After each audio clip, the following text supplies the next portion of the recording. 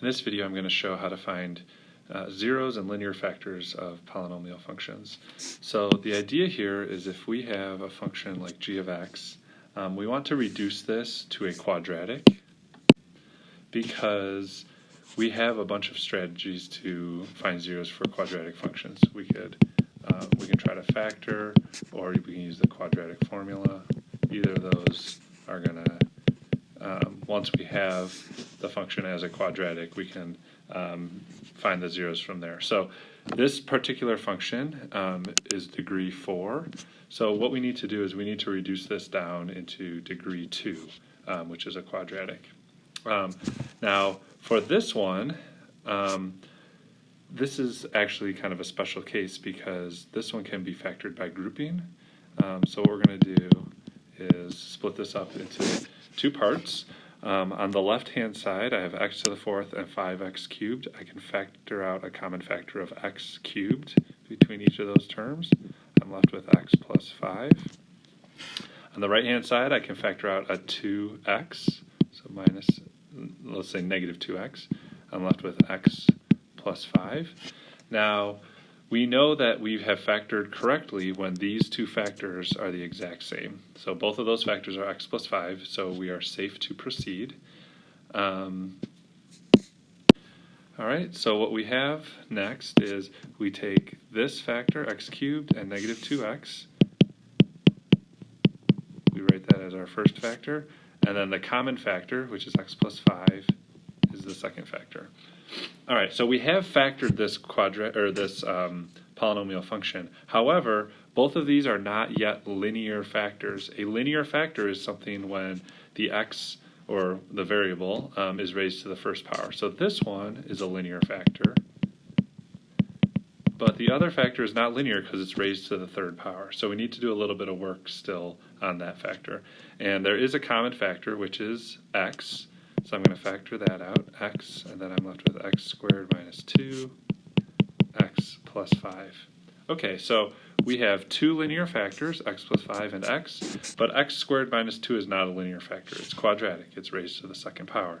But when we have a factor that is just two terms like this, what we can do is we can say x squared minus 2, we can set that equal to 0 and solve for x. So if I square root both sides, I get x is equal to plus or minus square root of 2. Okay, so these square root of plus or minus square root of 2, those are zeros. And then every other factor I also need to set equal to 0 and solve. So x plus 5 is equal to 0, so that is x is equal to negative 5. That's going to be a 0.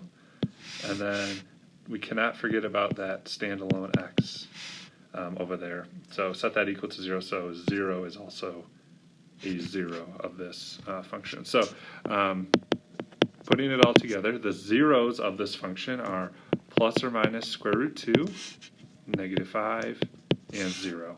So there are 4 zeros of this function, and that makes sense. When we have a function that is degree 4, we should have 4 zeros.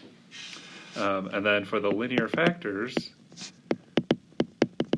we want to write this as a factorization. So g of x is equal to x. That's a linear factor because it's just x to the first power. And then x plus 5. And then these two, or the factors that come from the plus or minus square root of 2. So we're going to have x plus square root 2, x minus square root 2. And that's the answer for the zeros and the linear factors.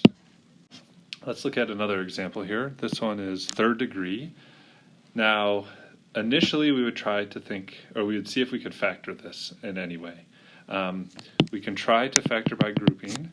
I'm going to end up with x squared, x minus 5 on the left. On the right, there's no common factor, so I'm left with 7x plus 13. And what we notice is that these factors are not the same, so we cannot factor by grouping. So we need a different strategy. So let's go back to the original function.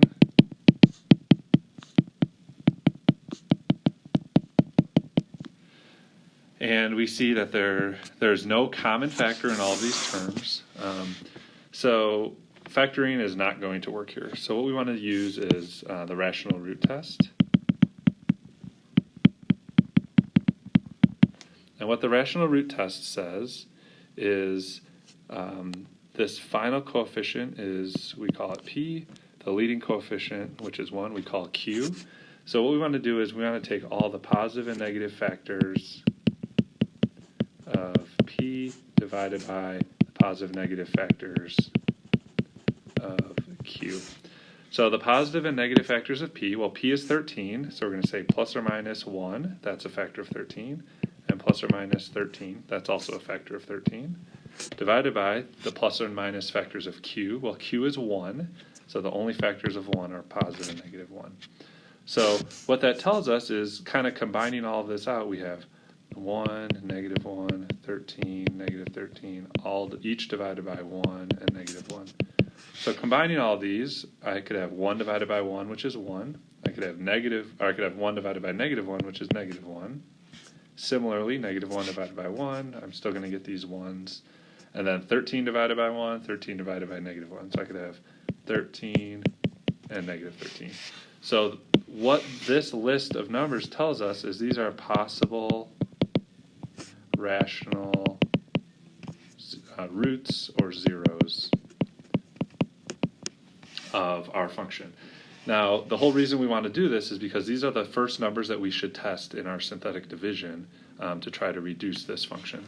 So 13 and negative 13, those numbers are obviously bigger than 1 and negative 1. That the synthetic division is going to be a little more complicated, or we'll just be dealing with larger numbers. So I'm going to first try positive 1 in the synthetic division. So I put 1 in the divisor, and then I take all the coefficients of the function, and then we test this with synthetic division. We always bring down the 1. So we take this number 1, multiply it by the divisor, which is 1, and then I add the 2 rows. So negative 5 plus 1 is negative 4. Negative 4 times the divisor is negative 4. Add, I get 3. 3 times 1 is 3. 13 plus 3 is 16. So not a 0, or not equal to 0. So that means 1 is not a 0 of this function. So now I'll test negative 1. And let's see what we end up with. And doing that, we get a 0 in the final position. That's great. So what that tells us is negative 1 is a 0 of this function. Kind of running out of room, so let's go to the next slide. I can squeeze it in here. So because negative 1 is a 0, that means that x plus 1 is a factor. So the first factor is x plus 1. And then whatever is remaining down here is the second factor. So this is going to be x squared, or 1x squared. And then I have negative 6x plus 13. So those are the two factors that we have. And it's good because we initially had a degree 3 polynomial, but now we've reduced this to a quadratic, or degree 2. So at this point, we can either factor or use the quadratic formula to break this down further. All right, so again, both of these factors are not linear, so I need to reduce the factor that is not linear into linear factors. This is quadratic. This quadratic expression does not factor, so I'm going to use the quadratic formula. We're going to say x is equal to opposite of b plus or minus square root b squared minus 4ac all over 2 times a. So I get 6 plus or minus. Inside I get 36 minus 52 divided by 2. All right, so I'm taking the square root of a negative. Square root of negative 16 is going to be square root of negative 1 times 16. Square root of negative 1 is I. Square root of 16 is 4. So this is 4i. So we get 6 plus or minus 4i divided by 2. Reducing this, I can factor out a 2 out of the numerator. And that's going to cancel with the 2 in the denominator. So 3 plus or minus 2i. Now these are zeros. So we found all the zeros for the function. X plus 1, that gives a 0 of negative 1. So the zeros, I get negative 1, and then 3 plus 2i, 3 minus 2i. So those are the zeros. Now I need to go a little bit backwards to find the factors, or the linear factors, I should say. So x plus 1 is already a factor, and then we have x is equal to 3 plus 2i. So to turn this into a factor, I need to subtract 3, subtract 2i. So x minus 3i minus, x minus 3 minus 2i, that's one factor. And then I do x is equal to the other 0 that we had, 3 minus 2i. So now I'm going to subtract 3, add 2i. X minus 3 plus 2i. That'll be the other factor. So writing it all out as linear factors looks like this. And we can, if I squeeze this in, we could write that with function notation.